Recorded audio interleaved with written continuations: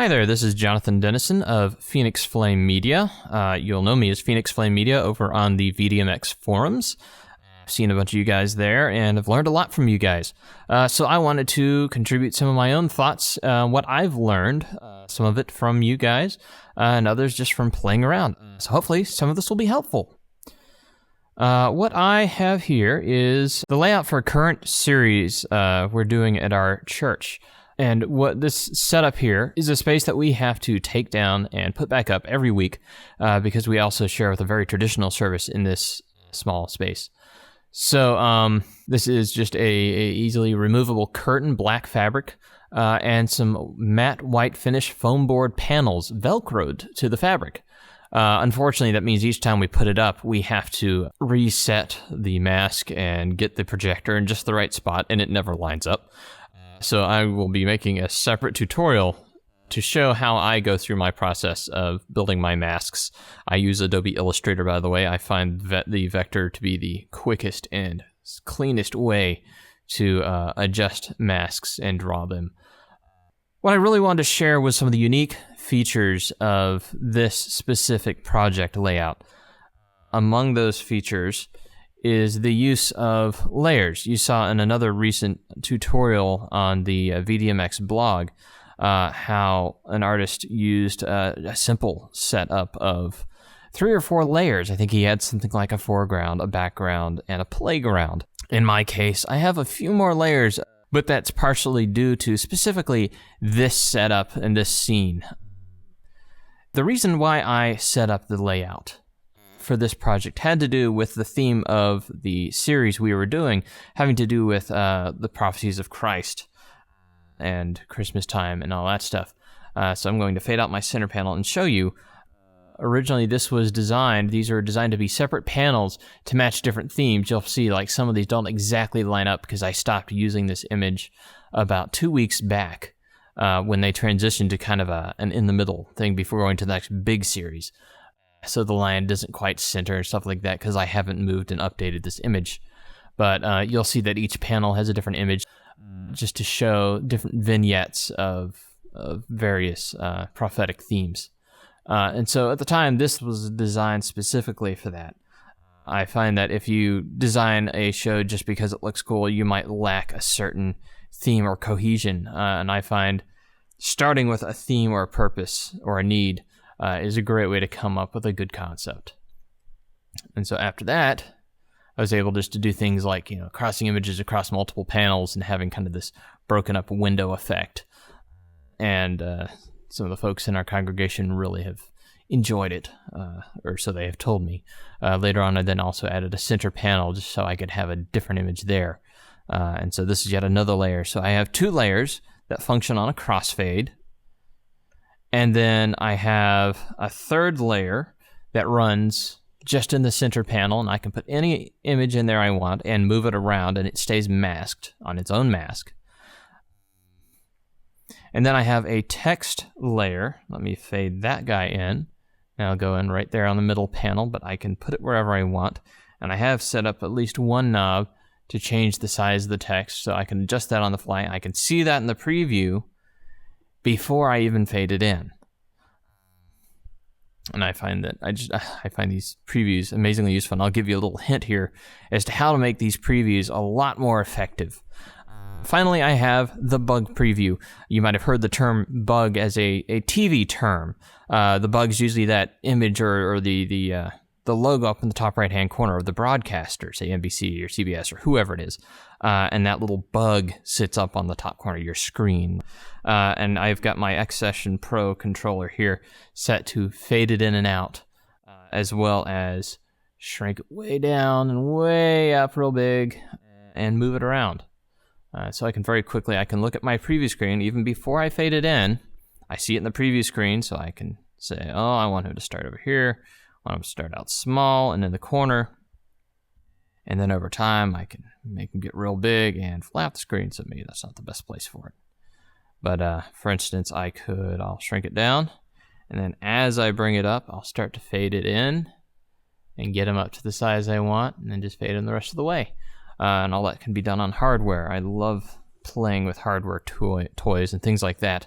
Maybe I'll show you in another tutorial how I got a Nintendo Power Glove to work with VDMX. Just a good way to geek out for a little bit.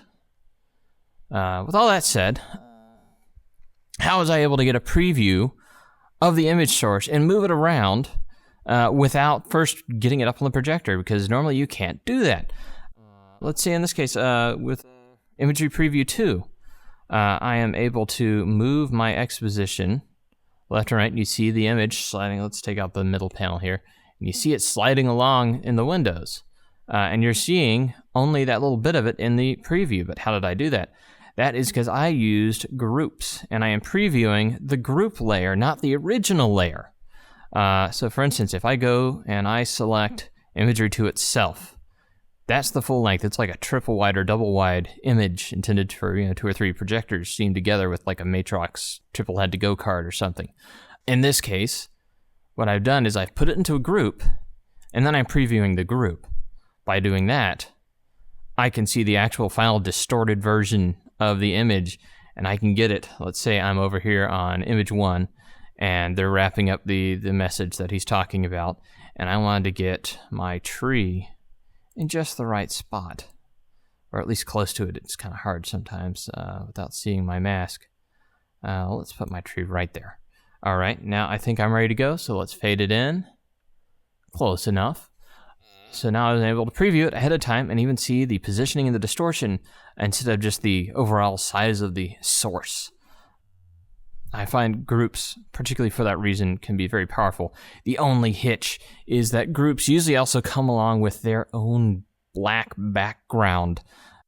And that's a feature request that I've placed, and hopefully we'll have a way to have more of a Photoshop style grouping where, where there's no image, there's no background. But until then, best thing you can do is apply a mask to your group if it's not a completely filled layer with whatever your content is. For instance, my Imagery 3, the center panel layer. But what I have over here in my layers is Imagery 3 sitting above the normal group.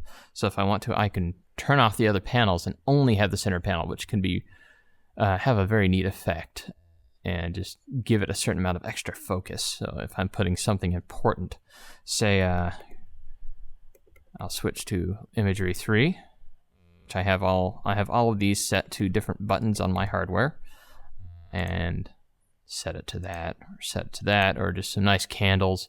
I really like that one. It's one of my favorites. Let's see, let's make layer 1 these trees as well. Now if I do that, and I do that, and then I give it a color shift of some sort, you can have a neat kind of effect of 2 different colors, same image, 2 different scales. Looks really neat. So with Imagery 3, if I look at the Imagery 3 preview, it's what I call these group layers here. You'll see down here that I have a layer mask set on that, and if I didn't have that layer mask on, it would eat all the other panels. It's sitting above it, so that it can, sit on top of the other layers on that center panel. But a group inherently has a black background, and that's a real pain. So I have to create a what I call center mask layer, which is calling on this mask right here, but just over top of that center square, and I have to mask it out. At that point, your group becomes effective and useful, assuming that your layout allows for masking like this. Some of them may not, and it may be a real pain in the end. But that allows you to get past the issue of black backgrounds in groups. You're going to have to create another mask and use a layer mask or an alpha mask or something like that to hide it. But other than that, I find it very powerful, very useful.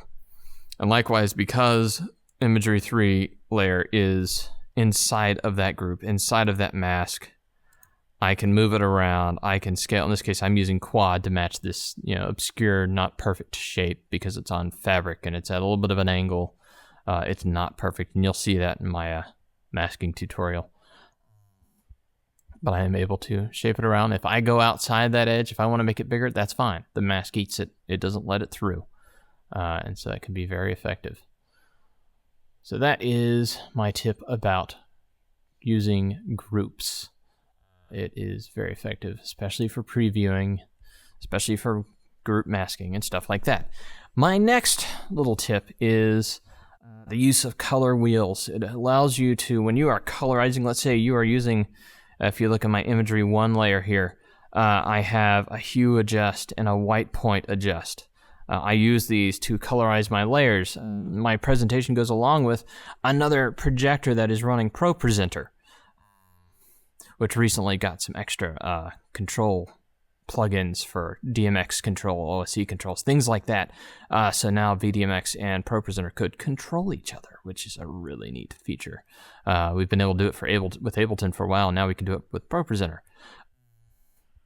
With that said, I have each of these controls mapped to a knob on a Korg Nano control.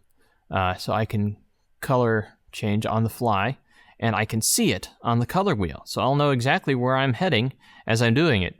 In this case, you'll actually notice the colors don't line up with the wheel because the hue adjust effect is relative to what the original colors of the layer were. If I wanted to force it, that's where white point adjust can come in, and I can force it to be the exact colors that I see in the wheel. I can also, white adjust will also pay attention not just to the hue, but to how much saturation there is, if there's a whole lot or a whole little. And if you back it off to the center, it actually goes back to some of the original colors of the layer. You can set it where it is, and then I can turn my knob, and that will move it. What I did with white point adjust, you don't see any of these are green. I can right-click on the color square itself and tell that to follow the color wheel itself and all of its outputs. So instead of having to control each one of these separately, you control this color square. So now I can just click, click, click, and get exactly what I want.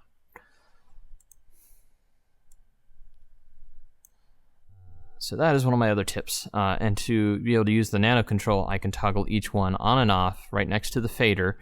And the fader changes how wet or dry the hue adjust itself is. So if I turn that back on, I can back it off or come back. And then I use the little knob at the top to move the actual color hue on the wheel. So it can be very quick.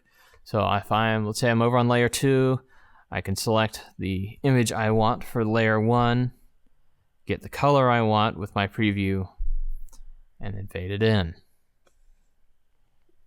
So those are my 2 key tips: the use of grouping and the use of the color wheel as an input. And that is something that you put into a control surface. ControlSurface, I think, is one of the neatest additions that they have added to VDMX with the amount of flexibility, especially if you are trying to normalize a value. Just throw a slider in there and throw any value at it, and it will normalize it, and then from there bring it into the other control that you are trying to use. So those are my tips. This is my layout. I just wanted to share it before I take it down and set up for the next series. So again, this is Jonathan Dennison of Phoenix Flame Media. You'll see me on the VDMX forums as Phoenix Flame Media. See you there.